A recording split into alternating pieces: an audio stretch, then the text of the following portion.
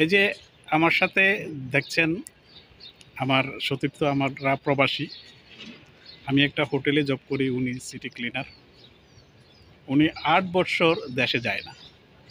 এই বছর দেশে যাওয়ার নিয়ত করেছেন, অথচ বিমানের টিকিট যে হারে বেড়েছে, ওনার দেশে যাওয়ার স্বপ্নটাই কিন্তু এখন দুঃস্বপ্ন হয়ে যাচ্ছে। উনি ৮ বছর ধরে অপেক্ষায় আছেন যে দেশে যাবেন। কারণ হচ্ছে প্রতি বছর দেশে যাওয়ার এই বিমানের টিকিটের টাকাটা আমাদের কাছে থাকে না, ওনার কাছে থাকে না। উনি দেশ থেকে যখন এসেছেন, ওনার ছোট ছোট মেয়েরা, এখন সেই মেয়েগুলোর বিয়ে হয়ে গেছে, অথচ উনি দেশে যায় না। এই বছর রমজানে নিয়ত করেছিলেন দেশে যাবেন, কিন্তু টিকিটের দামের কারণে সেটাও, সেই স্বপ্নটাও হয়তো পূরণ হবে না।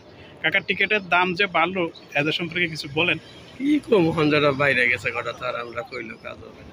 সিন্ডিকেটের বিরুদ্ধে কিছু বলেন। ওরা আপনি কোন, আমার কি বলার, কি কম লক্ষ্য মানুষ আমরা।